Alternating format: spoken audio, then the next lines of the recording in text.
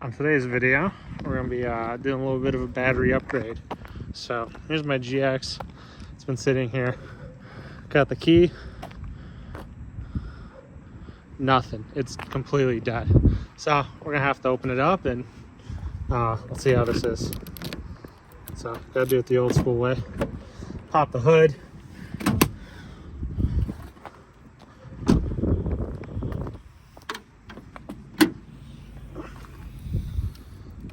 And we could see a little bit of corrosion on the battery, and this battery is kind of old. So let me set up the multimeter and I'll show you how dead this battery is. Multimeter, pretty dead. So we're going to be replacing this with an AGM battery, and I got a few other battery upgrades for this. I got a new tie down bar from Agency 6. I'll show you what that looks like. I got some new terminals from SDHQ, and I've got a voltage booster because I'm using an AGM battery. So let's get this one out, replace with the other one, and we'll start the upgrade. First, once we get it replaced, got to get in the garage because it's a little bit cold out here in February of Chicago. I've got the battery installed. I picked an Odyssey Group 27. Here's the part number.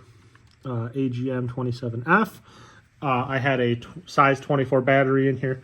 This one's a little bit bigger, but there's still a little bit room to the radiator. I could actually slide it a little more this way, give it a little more room to that radiator hose. But yeah, this is the one I picked. And aside from this, I'm going to be doing some upgrades to the terminals.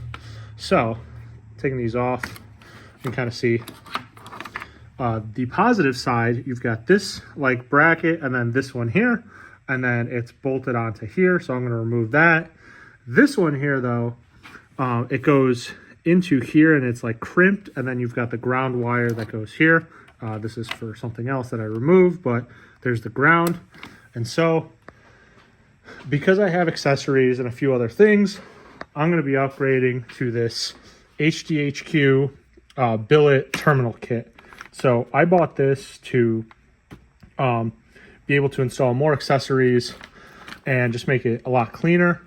I've got this 4-gauge lug kit, so this is going to convert that negative terminal into one of these, and then I've got a new ground strap. So I'm going to be replacing that, and then you can see the battery tie down is a little bit crusty. The old one starting to kind of fall apart, so I bought the black aluminum one from Agency 6. Comes with new hardware, and then these J hooks are I'm going to clean them up and reuse them. And one important thing to note is with the AGM batteries, they like to be charged at a higher voltage. So I bought this voltage booster from Texas Slim. I will link everything here in the description, but this basically allows your alternator to charge your battery at a slightly higher voltage. So once I get everything installed, I'll show you without this and with this how much higher voltage it is.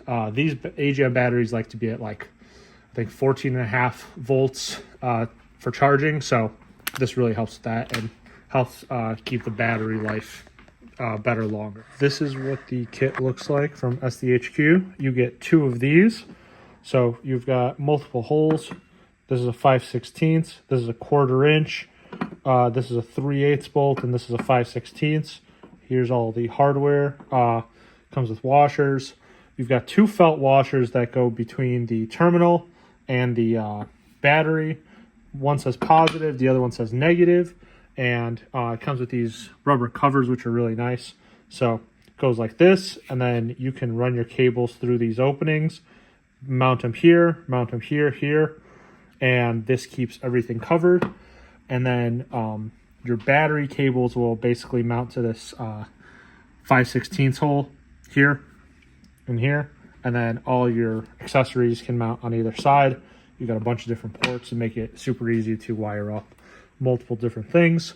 It also comes with some dielectric grease, and then it comes with a stud here that you can mount like this if you need it. I think this works for some 4Runners or GX460s, but for my 470, I don't need that. But this kit is very nice. This is machined aluminum. stainless steel hardware. And yeah, these are super solid. So I can get rid of the OE battery covers, which I've got over here. Makeshift paint booth. I cleaned them up. The threads are pretty good. I've got them sticking out. I've painted these black. Gonna do 2-3 coats, and then yeah, these will be ready to go back in the car. Got this taken apart on the positive terminal. This is a 12mm nut, and this comes apart. You've got this and this.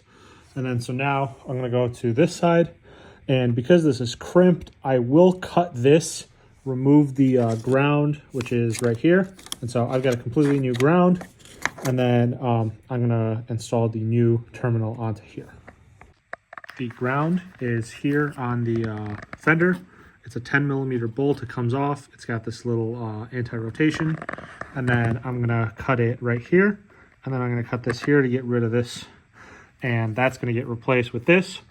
So this lug kit is going to go on, and then this will go onto the new battery terminal. Now I've got the ground cut off. Here is to the negative. So I will cut this as close as I can to here, and then strip back any of the sheathing as much as I need to, because the new kit comes with a big piece of shrink wrap that I will then cover this. And then this part will go into the new lug. The way this new lug works is the wire goes into here, and then this screws in here. And as you can see, it kind of tightens it up.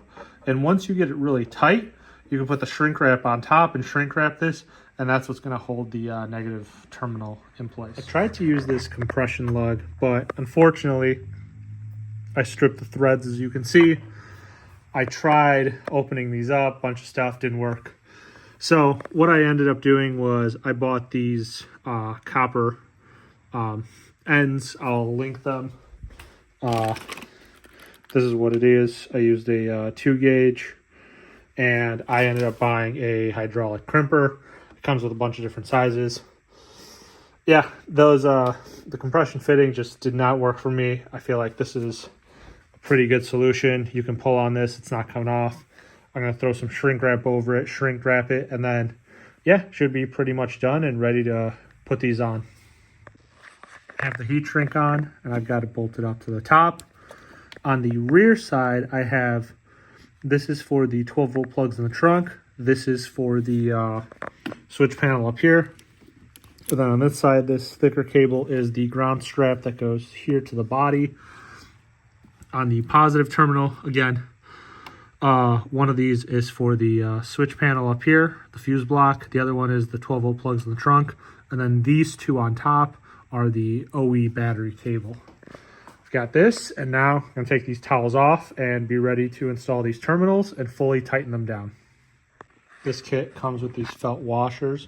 So install these first, and then install the new terminal blocks on top.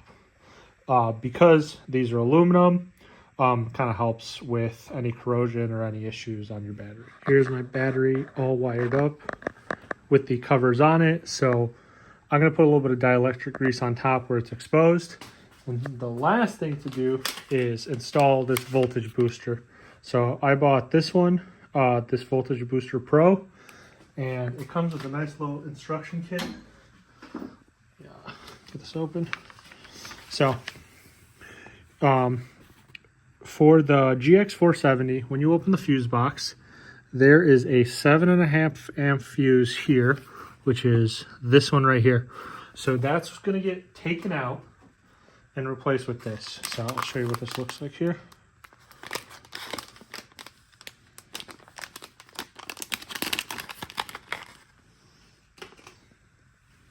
So this has a 7.5 amp fuse already. And so this has a high and low setting for how much power you want your alternator to output.